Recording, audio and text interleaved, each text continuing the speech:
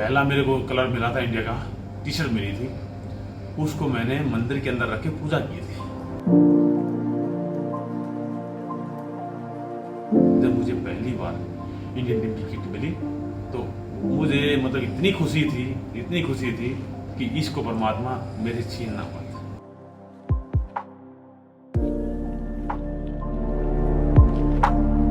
उस टाइम मैंने ये फैसला किया था कि मैं वॉलीबॉल नहीं खेलूंगा। टारगेट मेरा एक ही था कि एक हिंदुस्तान का एक बड़ा प्लेयर बनना।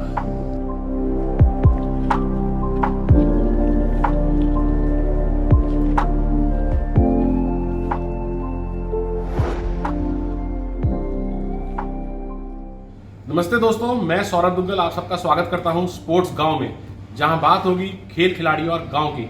आज हम आपको मिलवाएंगे अर्जुन अवार्डी अमीर सिंह जी से, जो हरियाणा के रोहतक डिस्ट्रिक्ट के फरमान विलेज महम के रहने वाले हैं और एक बहुत ही साधारण किसान परिवार से संबंध है उनका। एक ऐसा समय था जब उनके परिवार के लिए साइकिल खरीदना भी एक चैलेंज होता था और आज वो लग्जरी होटल चेन मैंड्रीन के मालिक हैं और ये सब कुछ पॉसिबल हुआ वॉलीबॉल से। उन्होंने 10 साल इंडिया को रिप्रेजेंट करा है और 5 साल कैप्टन रहे हैं और 2002 में उन्हें अर्जुन अवार्ड मिला।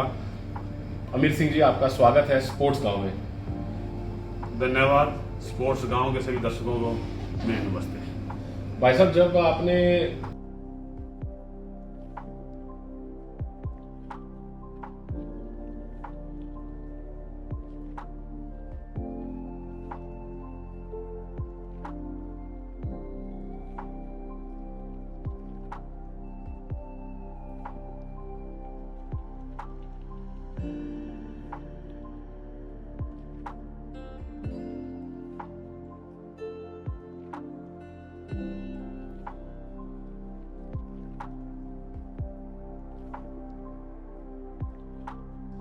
आपके फादर जो रेसलिंग से संबंध रखते हैं, गांव में दंगल में पार्टिसिपेट करते थे, तो आप वॉलीबॉल में कैसे आपका रुझान बढ़ा?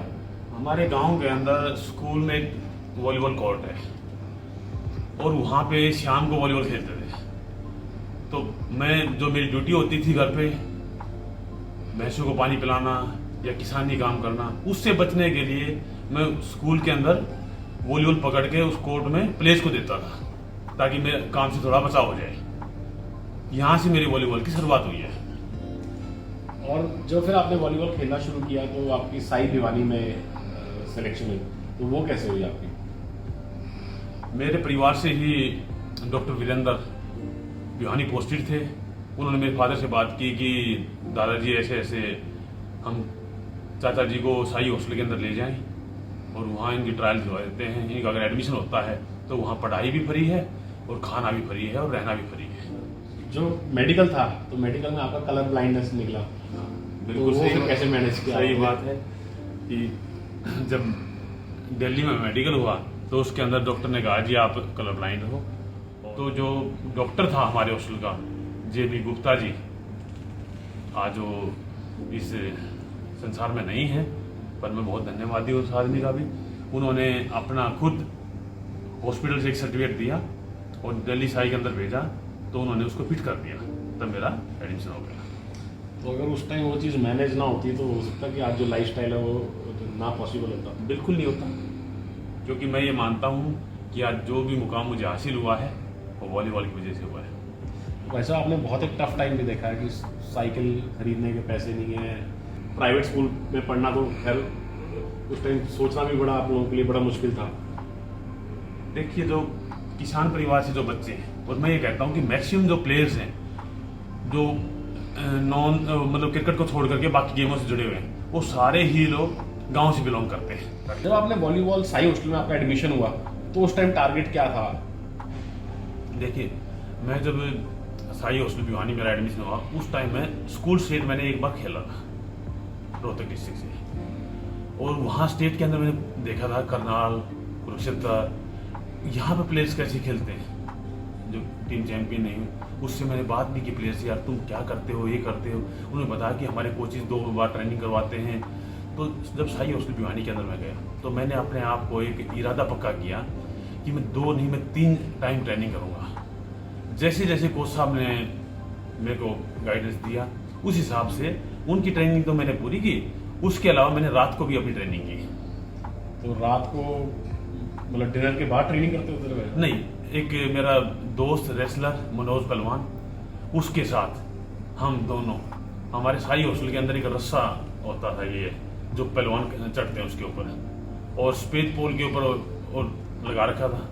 तो वहाँ पे हमारे बैक साइड में क्या था, हॉस्टल के बैक साइड में वहाँ पोस्टमार्टम होते थे। तो आमतौर पर जब भी हम डाइनिंग हॉल के अंदर बैठे होते तो यही बात चलती थी, आज रात को भूत आएंगे। तो हम लोग उस चीज़ से डरने लग गए। तो फिर मनोज पहलवान ने कहा कि यार नहीं, अगर हम ऐसे डरते रहे तो 2 साल ऐसे निकल जाएंगे। हमने रात 1 बजे ट्रेनिंग शुरू की। हम लोग उस टाइम 10-10 किलोमीटर रात को रनिंग करके आते थे और जाते थे। हमें ये पता नहीं होता था रात को एक्सीडेंट भी हो जाते हैं, क्योंकि ये हमारे जहन में ही नहीं थी ये बातें। तो भाई साहब अगर 1 बजे आप ट्रेनिंग करते थे तो 2 या 3 बजे खत्म होती थी, फिर 5 साढ़े 5 बजे फिर तैयार रहते थे मॉर्निंग ट्रेनिंग के लिए? बिल्कुल बिल्कुल।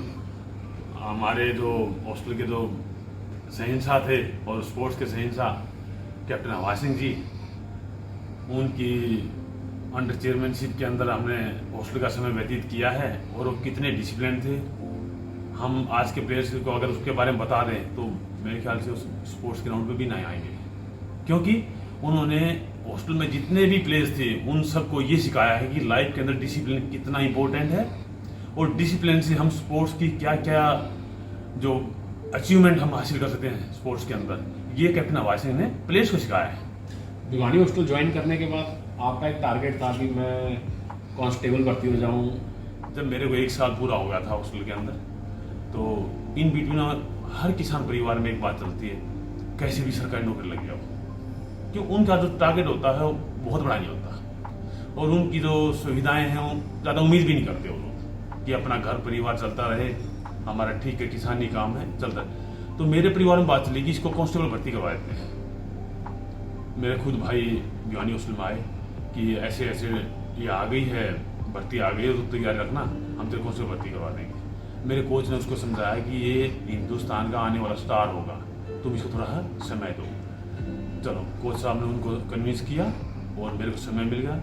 उसके बाद 93 के अंदर मुझे जूनियर इंडियन कैंप मिला, जिसके बाद जो इंडियन टीम का वहाँ से मेरा सफर शुरू होता है। तो एक बार जब आपको जूनियर कैंप मिला तो फिर मुड़ के देखने की जरूरत नहीं महसूस हुई या पड़ी नहीं? नहीं, जूनियर कैंप मेरे को मिला। मैं बेंगलोर में करीब 3.5 महीने कैंप अटेंड किया। उसके बाद मेरे ग्रेजुएशन के जो पेपर थे वो आ गए थे, उनको देने के लिए मैं वापस भिवानी आया। यहाँ से मैंने फेडरेशन को लेटर लिखा। फेडरेशन वहाँ से मुझे जवाब मिला कि जो नेक्स्ट बैच जो ट्रेनिंग शुरू कर रखी है उन्होंने विशाखापट्टनम के अंदर, आप उसमें जाकर ट्रायल दीजिए, उसके बाद आप बेंगलोर आओगे इस बैच के लिए। तो मैं वहाँ पे गया, मैं ट्रायल दी और वहाँ मुझे मेडिकली अनफिट कर दिया। मुझे आज भी वो वाक़ा याद है कि हमारे चीफ कोच माननीय श्री बी श्रीधरन जी, जब उन्होंने मुझे अनफिट किया तो मैं पूरी रात उनके रूम के सामने बैठ करके रो रहा था। और जब वो सुबह उठे तो उन्होंने देखा, अरे तू यहीं बैठा हुआ है। मैंने उनसे रिक्वेस्ट की, सर मुझे ज़िंदगी में एक बार आप चांस दो और फिर आप देखना। वो कहने लगे नहीं नहीं नहीं अभी नहीं, नेक्स्ट में देखना। तो मैं वहाँ से ट्रेन पकड़ के वापस आ गया। उस टाइम मैंने ये फैसला किया था कि मैं वॉलीबॉल नहीं खेलूंगा। लेकिन 20 दिन के बाद मेरे कोच साहब श्री मोहन चंद नगरेटा जी ने घर आकर के मुझे ये कन्विंस करवाया कि ये ज़िंदगी में अप एंड डाउन होते रहते हैं, और स्पोर्ट्स के अंदर तो ये देखो कि क्रिकेट में 0 पे आउट हो जाते हैं, 100 भी बना देते हैं। तो ये कोई वो नहीं है, आप चलो भिवानी हॉस्टल और दोबारा इसकी हम शुरुआत करते हैं। मैं वापस भिवानी हॉस्टल चला गया और वहाँ से मेरे को पंजाब पुलिस के अंदर अपॉइंटमेंट हो गया ऐसे सही।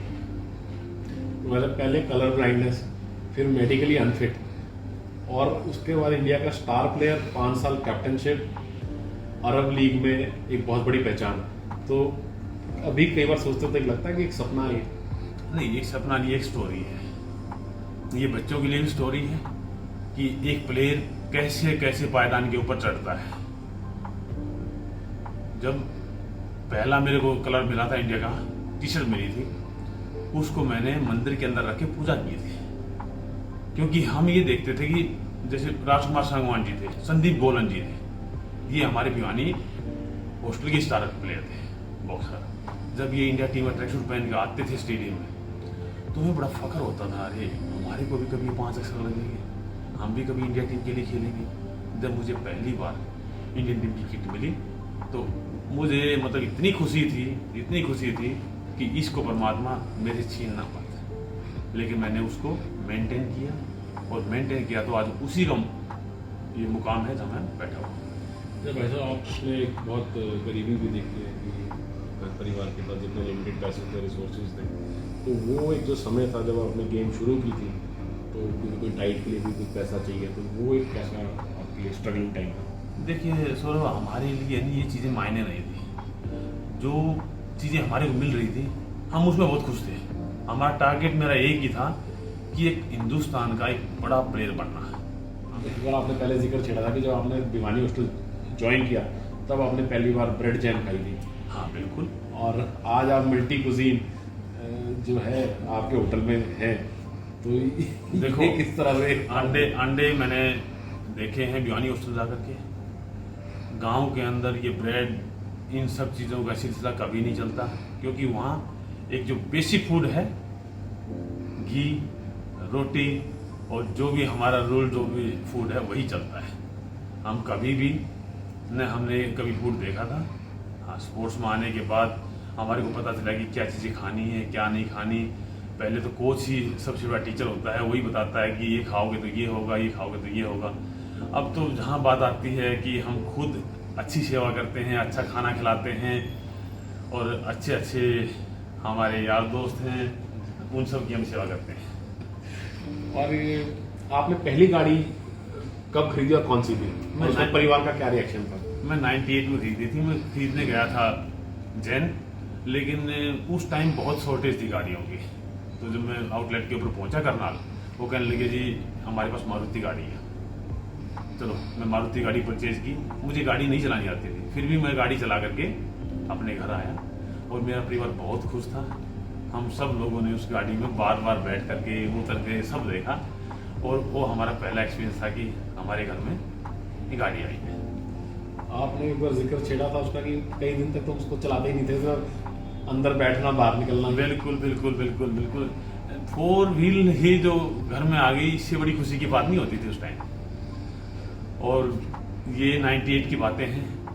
उसके बाद तो वॉलीबॉल ने और परमात्मा ने मुझे बहुत गाड़ियाँ दी हैं और आज आप सबके सामने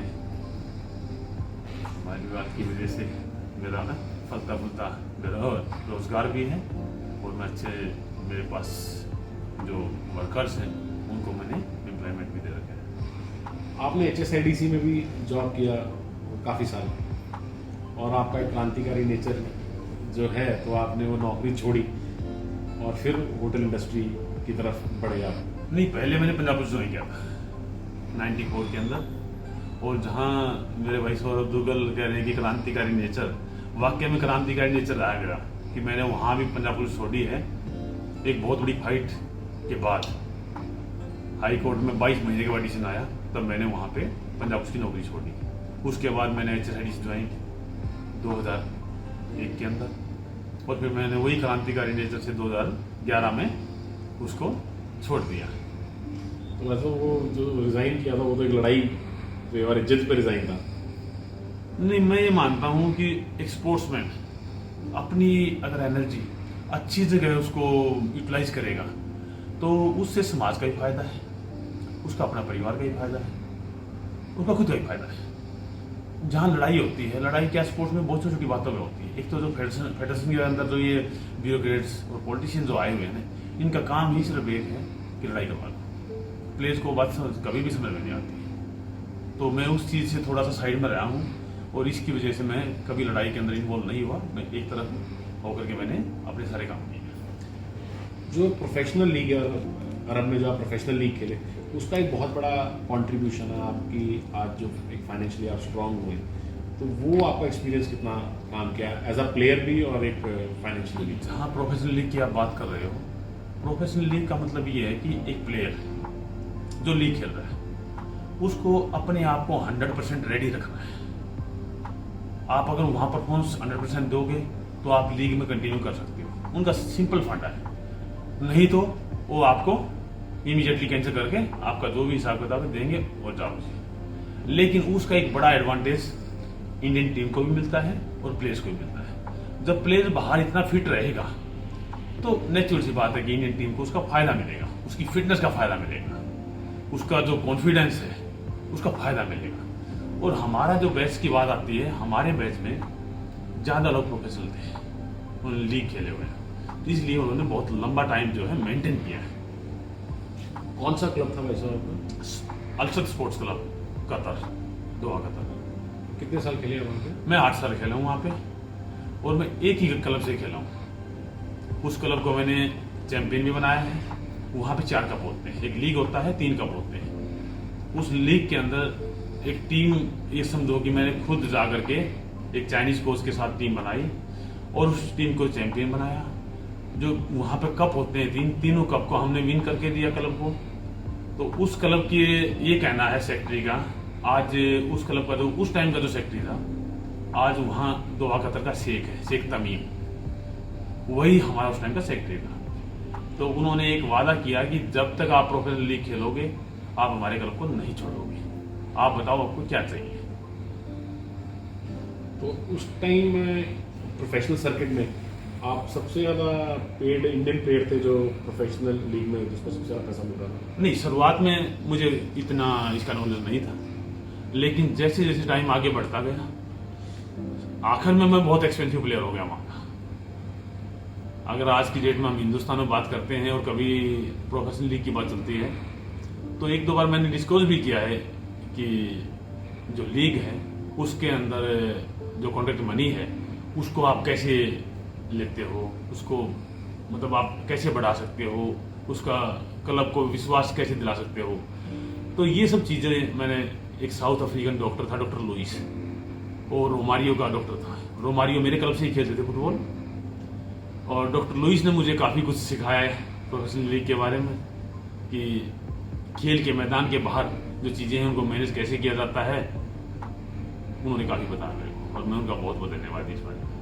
वैसे आज वॉलीबॉल फेडरेशन ऑफ इंडिया थोड़ा स्ट्रगल कर रही है प्रोफेशनल लीग को स्टार्ट करने में, कुछ एफर्ट्स भी हुए हैं, लेकिन अगर जो आज के प्लेयर्स देखते हैं कि उस time Aamir Singh Arab country में एक बहुत ही अच्छा एक आपको उसमें पैकेज मिलता था साल का कॉन्ट्रैक्ट मनी, तो वो तो इनके लिए बहुत बड़ा टारगेट लगता होगा प्लेयर्स को उस टाइम। हाँ बिल्कुल, अभी मैं पीछे इंडियन टीम में सिलेक्टर आया हूँ, और जो प्रो वॉलीबॉल लीग जो हुआ है तो उसके अंदर भी मेरी बहुत अच्छी जगह थी जहाँ हमने इसको कनेक्ट किया था। तो जब भी बात प्लेयर्स के साथ होती है मेरी, तो मैं उनको एक बात कहता हूँ कि जो ये 9 मीटर बाई 18 मीटर का जो कोर्ट है, जिंदगी में सब कुछ इसने देना है। अगर आप इसको 100% आप दोगे तो ये बाउंस बैक 200% आपको देगा। अब आज के प्लेयर्स की सबसे जो बड़ी प्रॉब्लम मैं मानता हूँ वो ये है कि जो टेलीफोन है ना, ये टेलीफोन से ही तो एक्सरसाइज करते हैं, इसी से ही वो डेमो करते हैं। उनको ये पता नहीं है कि आप जो भी एक्सरसाइज शुरू कर रहे हो टेक्निकली आप यूट्यूब के ऊपर तो देख कर रहे हो, लेकिन उसके लिए आपकी प्रिपरेशन जो बॉडी की है, जो मसल्स की जो प्रिपरेशन है, वो कैसे करनी है। प्लेयर्स को ये अंडरस्टैंड करना होगा कि सबसे पहले हमारी फिटनेस बहुत इंपॉर्टेंट है, रेस्ट बहुत इंपॉर्टेंट है, डाइट बहुत इंपॉर्टेंट है। टेलीफोन इतना इंपॉर्टेंट नहीं है, जो कि आज के जो प्लेयर्स के लिए सबसे ज़्यादा इंपॉर्टेंट बना हुआ है। इसको प्लेयर्स को थोड़ा सा रेस्ट देना पड़ेगा। लेकिन ये है कि यूट्यूब का इतना तो इम्पोर्टेंट है, कम से कम हमारा स्पोर्ट्स गाँव तो सब्सक्राइब करें खिलाड़ी। नहीं, ये आपने बहुत अच्छा स्टेप लिया है, और इससे बहुत अच्छी अच्छी प्रतिभाएं बाहर आएंगी। देखो, हमने भी कभी सपने में यही देखा था कि राजकुमार सांगवान, संदीप गोलन, वो सपना हमने देखा, और आज उस सपने की वजह से ही अगर मैं एम्प्लॉयमेंट जनरेशन कर रहा हूँ तो मैं कहीं ना कहीं हेल्प गवर्नमेंट को भी कर रहा हूँ। वैसे जब आपने रिजाइन किया HSIDC से, तो आपको होटल इंडस्ट्री का कोई नॉलेज नहीं थी, और आपके परिवार से भी होटल इंडस्ट्री में कोई नहीं, तो होटल इंडस्ट्री में आने का कैसे सोचा आपने? जब हम बाहर खेलने जाते थे, मेरी हमेशा से ये कोशिश रही है कि वो लोग कैसे ब्रेकफास्ट कराते हैं, कैसे लंच कराते हैं, इनकी सभी चीज़ें ऐसे कि कैसे रहती हैं, ये कब काम करते हैं। मैं हमेशा इन चीज़ों को वॉच करता रहता था। जब 2011 के अंदर मेरे को रिजाइन करना पड़ गया HSIDC से, उसके बाद मैंने फैसला लिया कि मैं होटल इंडस्ट्री में ही जाऊंगा और अपने होटल बनाऊंगा और सौरभ जैसे भाइयों की सेवा करूंगा। अब आपके ये ट्राई सिटी में 2 होटल हैं और उसमें 54 रूम्स हैं, एक में 28 है, एक में 26 है। तो अभी आपकी कितनी बड़ी टीम है जो होटल्स को मैनेज कर रही है? अभी लगभग 100 आदमियों की टीम है और लॉकडाउन की वजह से थोड़े बहुत ऊपर नीचे होते रहते हैं, पर मेरी आगे प्लानिंग है, इसको मैं एक्सटेंशन कर रहा हूँ, तो जल्दी प्लानिंग आपको सबसे पहले बताऊँगा। तो 2 से 3 और 4 तक पहुँचेंगे या सीधा ही 2 से 4 पे पहुँचेंगे? नहीं, 2 से 3 पहले टारगेट है, उसके बाद की बात है। भाई साहब, आपका जो लास्ट कॉन्ट्रैक्ट था वॉलीबॉल का अरब में, तो वो लगभग 1.5 करोड़ रुपए पर साल का था। तो आज जो हमारे इंडियन प्लेयर्स हैं, तो उनके लिए भी इतनी बड़ी अमाउंट को अचीव करना बहुत बड़ा टारगेट है प्रोफेशनली।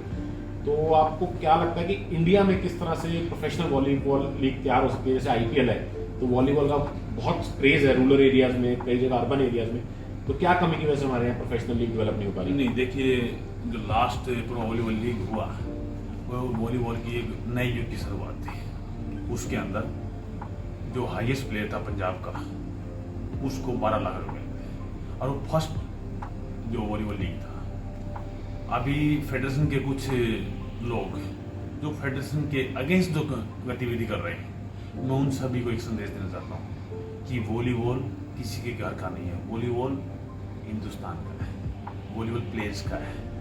आप सभी इकट्ठे होकर के वॉलीबॉल के लिए काम कीजिए, आप इसके ऊपर राजनीति मत कीजिए, क्योंकि अगर वॉलीबॉल लीग होगा उसमें प्लेयर्स को पैसे मिलेंगे, प्लेयर्स को पैसे मिलेंगे तो इंटरेस्ट बढ़ेगा, कंपटीशन बढ़ेगा, कंपटीशन जब बढ़ेगा तो परफॉर्मेंस अपने आप ऊपर आ जाएगी। हम लोग ओलंपिक की बात वहाँ कर सकते हैं, ओलंपिक मेडल की बात वहाँ कर सकते हैं। आज हम अपने भाषणबाजियों के अंदर हम ओलंपिक टारगेट हमारा ये है, एशियन गेम का टारगेट हमारा ये है, वर्ल्ड चैंपियन का टारगेट हमारा ये, टारगेट ऐसे कभी अचीव नहीं होते।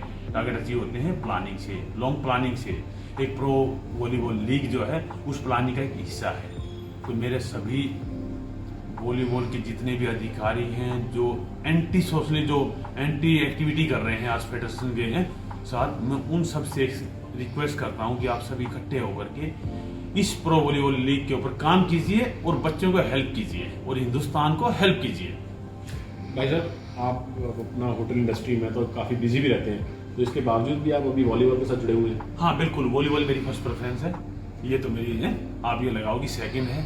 वॉलीबॉल जब भी मेरे को वॉलीबॉल का चांस मिलता है कुछ भी करने के लिए, मैं उसके लिए सबसे पहले तैयार होता हूँ। तो मैं धन्यवाद करता हूँ अमीर सिंह जी का, और आप लोग स्पोर्ट्स गांव के साथ जुड़े रहें और सब्सक्राइब करना बिल्कुल ना भूलें, क्योंकि हर कहानी अपने आप में एक मिसाल है। तो इसलिए कोई कहानी आपसे मिस ना हो जाए तो नोटिफिकेशन जरूर ऑन करिएगा। धन्यवाद दोस्तों।